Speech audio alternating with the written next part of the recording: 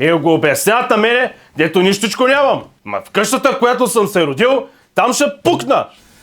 Елате в Бургас, скъп. Или по-скоро ЖК Екс-Хамстер. Не. Сочни устни 3. Задни части епилатор. Важни зони 2. Донесете ми компания за уискито веднага. Най-добрата компания. Разбрахте ли?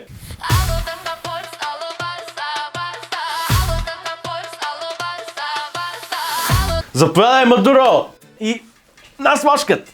Попръскам! Не! И сега е на новина от криминалната хроника. И като казах пари, честито на Саня Арматлиева, на Дара.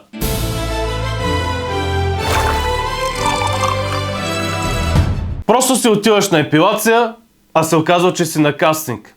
Ако Холивуд е меката на киноиндустрията, то Бургас официално се превърна в меката на порноиндустрията. Вече второ студио е хванато с скрити камери и да излъчва записи с голите си клиенти в специалните сайтове. В Холивуд имат Warner Brothers, в Медиа Рудник обаче имат The Bedu's Sisters. В Лос-Анджелес те канят на червения килим. В Бургас те канят на бял чершаф за еднократна употреба. В Холивуд снимате с супер скъпи камери и осветление. В Медиен Рудник те снимат с телефон, подпрян на бурканскова маска. И накрая резултатът е един и същ. Ставаш звезда.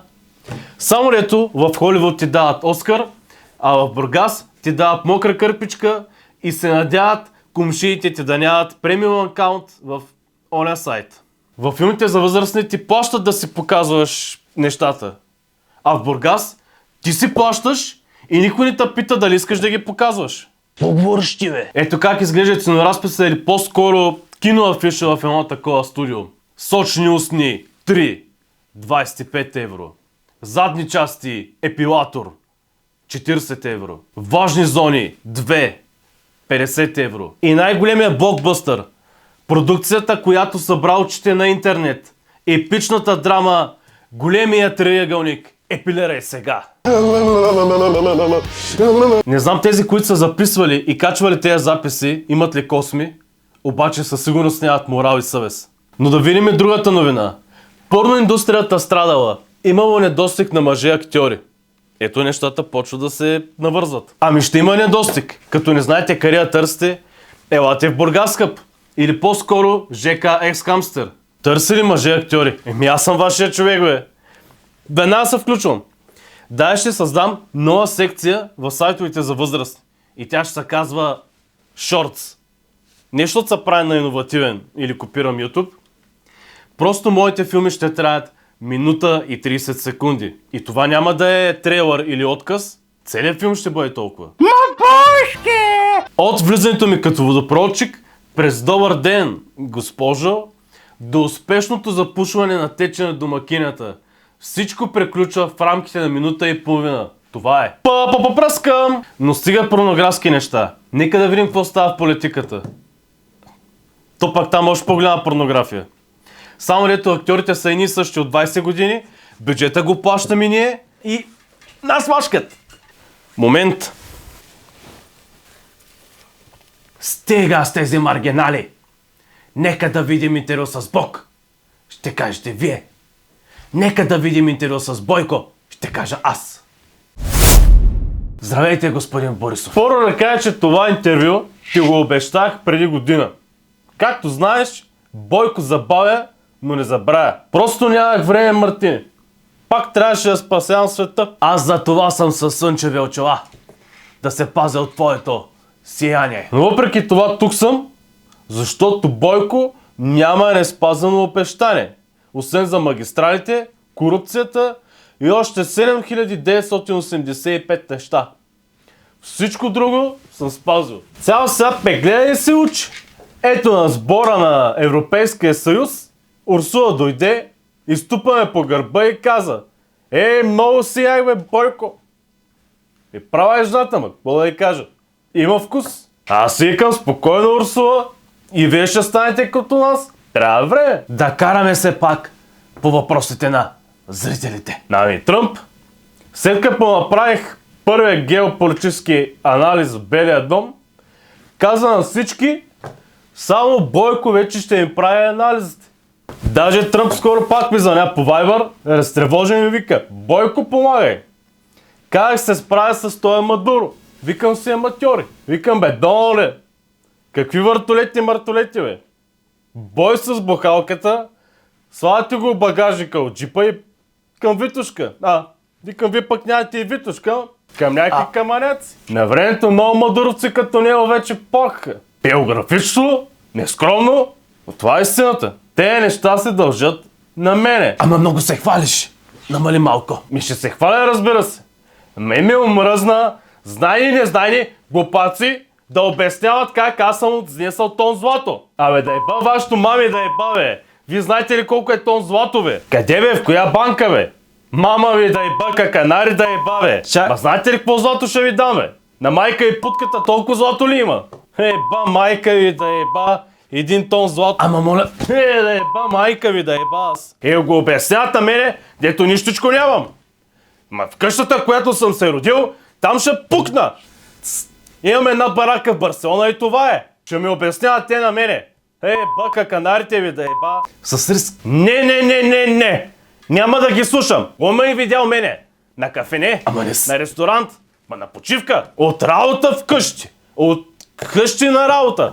Живея най-скромния живот, който някой живее, бе. От 4 години не съм ял хляб. Мъча се и страдам за народа. Ама не се ядосвай. Така. Ям само някакви омари, трюфели и някакъв черен хайвер. Черен хайвер. Не мога като бял човек да се наям бял хайвер. Налага ми се наям черен. Загребам се на голяма лъжица, колкото да ни пукна. Една бира не мога да изпия след работа. И се мъча с някакъв Дом Периньон. Горчи ми, Мартине. Но го пия. За България го пия.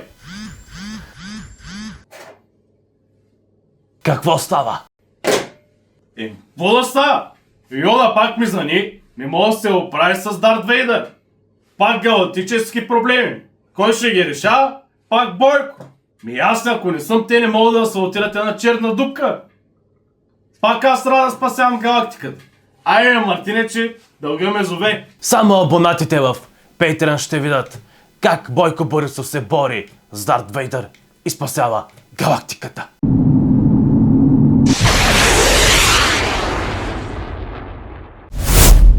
Вече наистина спирам с сексуалните новини.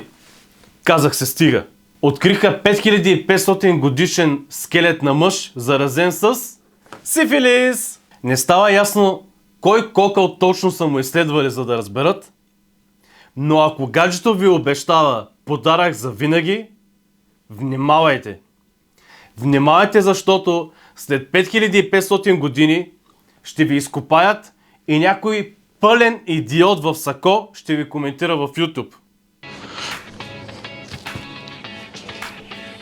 Мой достоверен археолог ми съобщи и къде се е заразил този мъж.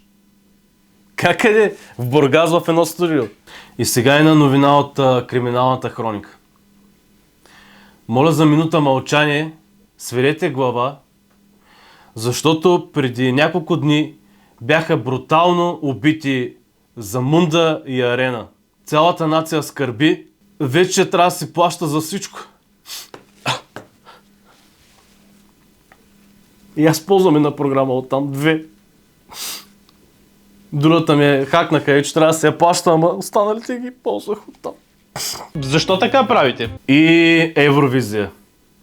Ах, Евровизия. Евровизия без скандал е като Ергена без гювендии. Гледаш го, уши има рози, уши има романтика, ама ти липсват ходещите хиалуроно-силиконови същества да ти казват на 5 езика: бате, дай пари. Между другото, споменах ли, че говоря 5 езика? И като казах пари, честито на Саня Арматлиева, на Дара. Вота бил манипулиран. Айде, бе, сериозно ли? Сигурно ще ми кажеш ти, че в Кремище няма месо, депутатите крадат, а Николета Лозанова познава топките на футболистите. Щеш да е новина, ако вота не беше манипулиран. По-рано видяхме интервюто на Бай Ганьо, българина, който заваликата няма нищичко няма. Какво става обаче, когато Бай Ганьо, американеца, има огромен бюджет? Това уишки е от световна класа. Вау! Наистина. Най-доброто уиски. Америка. Но как да го пия сам това уиски? Проблем. No. Донесете ми компания за уискито веднага. Най-добрата компания. Разбрахте ли? Alô Delta Force, alô Barça, Barça. Alô Delta Force, alô Barça, Barça. Alô Delta Force, alô Barça, Barça. Alô Delta Force, alô Barça, Barça. Alô Delta Force, alô pomogniete. Alô Delta Force, jak se forma zatvorete. Alô Delta Force. Заповядай, Мадуро! Добре дошъл в оралния кабинет. Защо така си увиснал като фамилията си, Мадуро? На здраве, това е най-добрата дипломация. Всички го казват. Най-добрата. Чакай, защо няма лед? В чашата ми няма лед. Може ли най-великата нация с най-големите самолетосачи, най-голямата армия, с най-добрите войници и пилоти и аз да нямам лед? No. Свържете ме с Дания. Ало, Дания ли е? Нямаме лед. Казах, нямаме лед. Купувам Гренландия веднага.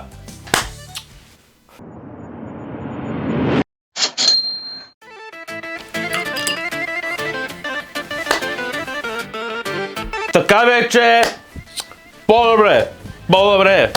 Казах го преди и ще го кажа пак. Това е най-добрият лед, който е бил някога в тази стая. Ау. Това уиски иска шоколад определено. Най-добрият шоколад. Най-добрият шоколад някога. Ало, Швейцария ли е? Купувам ви.